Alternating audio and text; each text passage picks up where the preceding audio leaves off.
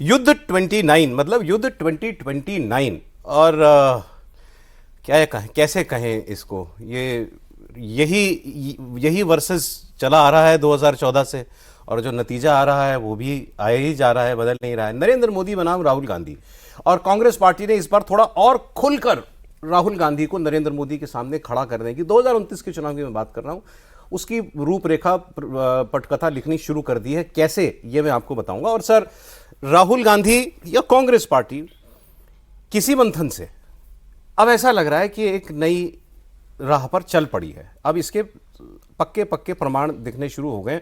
वो पीसेस में बताऊंगा, जोड़ के कहानी आप, पटकथा आप बताइएगा क्या है। एक एक करके बताता हूं, 2-3-4 बातें आपको। पहले आज केरला में वी.डी. सतीशन जी की सरकार बनी, मंत्री शपथ हो गई। राहुल गांधी, प्रियंका गांधी सब मंच पे थे। वो शपथ ग्रहण समारोह चर्चा और खबर में इसीलिए आया कि वहां पर इंडिया गठबंधन के या और अपोजिशन पार्टी का कोई नेता मौजूद नहीं था। ममता बनर्जी थी नहीं वहाँ पर, बिहार वाले भी नहीं थे, यूपी वाले भी नहीं थे, अखिलेश यादव, स्टालिन का तो साथ वो छोड़ ही चुके। तो इसमें भी एक मैसेज कन्वे किया कांग्रेस पार्टी ने, किसी को नहीं बुलाया नहीं, यही खबर। सेकंड, मैंने बताया आपको, डीएमके को छोड़ा, विजय को पकड़ा, तो एक एलआई, उन्होंने नया एलआई चुन लिया। एक तीसरी खबर भी चल रही है, देवेंद्र जी उसको ज़्यादा कंफर्म कर पाएंगे, कि जो सीट नितिन नवीन जी के, बीजेपी अध्यक्ष के विधानसभा छोड़ने पे खाली हुई है, वहाँ उस पर नज़र है प्रशांत किशोर की, जन स्वराज पार्टी की। आज कई जगह खबर छपी हुई थी कि वो चुनाव लड़ेंगी। नहीं, मैं, आप गलत हो तो आप वो बता ही दीजिएगा, लेकिन जो मैं बता रहा हूँ, जो खबरें मैंने पढ़ी, कि ये लिखा है जन स्वराज के सीनियर नेताओं के हवाले से कि प्रशांत किशोर खुद भी लड़ सकते हैं। वो दाग धोना चाहते हैं कि इतनी बातें करके लड़े और हमको कुछ भी नहीं मिला, एक आदमी भी हमारा नहीं जीता।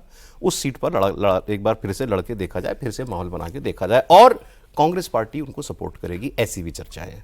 ये चर्चा सर खूब चल रही है, लेकिन मुझे लगता नहीं कि प्रशांत किशोर ये गलती करेंगे। एनीवे, मैंने ये, इसमें प्रशांत किशोर कैरेक्टर नहीं, मैं, कांग्रेस वहां उनके पीछे खड़ी होगी। तेजस्वी ने केरल में प्रचार किया, तो राहुल गांधी के लिए प्रचार नहीं किया था उन्होंने, कांग्रेस के लिए प्रचार नहीं किया था उन्होंने, और वहाँ खूब गए थे। केजरीवाल जी भी गए थे तमिलनाडु में, ये भी गए थे, तेजस्वी भी गए थे। मतलब कांग्रेस की इनसे दूरी बड़ी एपरेंट दिखाई दे रही है बाकी सारे इंडिया गठबंधन के नेताओं से। और कल एक स्टेटमेंट अभी आया है तेलंगाना के मुख्यमंत्री रेवंत रेड्डी का, एक इंटरव्यू में बोल रहे थे किसी मीडिया चैनल के उसमें, तो उन्होंने कहा कि इस बार कांग्रेस पार्टी, हम पहले आपस में बात करेंगे और राहुल गांधी का नाम का ऐलान करेंगे प्रधानमंत्री के उम्मीदवार के तौर पर, और फिर हम बाकी दलों को मनाएंगे और कोशिश करेंगे कि सभी लोग राहुल जी की उम्मीदवारी को आगे करें। तो ये पब्लिक पोस्चरिंग कांग्रेस पार्टी कर रही है इस बार। पिछले चुनावों में ऐसा नहीं हुआ था। तो सर, ये 3-4 खबरें किसी एक दिशा में जा रही हैं? नहीं, एक दिशा तो बड़ी साफ दिख रही है कि कांग्रेस की जो मूल राजनीति थी, वो चरित्र जो था वो बदल रहा है। सेंट्रलाइज्ड पॉलिटिक्स थी, उस सेंट्रलाइजेशन में भी परिवार सेंटर में था। परिवार जो है देश और प्रदेशों की राजनीति चलाता था। ठीक, वो जो कहते थे वो होता था। तो वहाँ सबसे बड़ा क्राइटेरिया जो है वो वफादारी का था। आप वफादार हैं तो आपको सब पद मिल सकता है, नहीं है तो फिर आपके लिए बड़ी मुश्किल है। अब वो उल्टा हो रहा है, छत्रप हावी हो रहे हैं। आप पहले तो बाहर के देखिए रीजनल पार्टीज़ को, आरजेडी, समाजवादी पार्टी, डीएमके, आप इस तरह से गिनते, जहाँ जहाँ अलायंस में, झारखंड में चले जाइए, झारखंड मुक्ति मोर्चा, वो सब डोमिनेट करते हैं।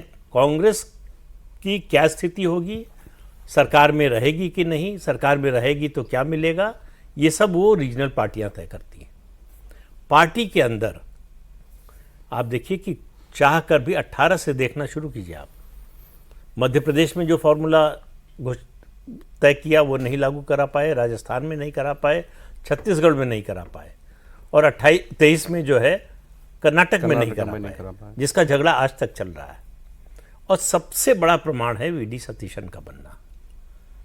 राहुल गांधी खुलकर के.सी. वेणुगोपाल के साथ थे, इसमें तो किसी को कोई दो राय नहीं है कि वो चाहते थे, के.सी. वेणुगोपाल भी चाहते थे, और इसीलिए 10 दिन तक मामला लटका रहा। दूसरी बात, के.सी. वेणुगोपाल के पक्ष में विधायक थे, तब भी 63 में से 47 अगर बना देते तो ये होता है डेमोक्रेटिक ढंग से चुना गया। भाई, जिसको विधायक चाहते थे वो चुना गया। इसके बावजूद राहुल गांधी नहीं बनवा पाए। क्यों? मेरा मानना है कि इसमें प्रियंका गांधी ने बहुत चतुराई से खेल खेला।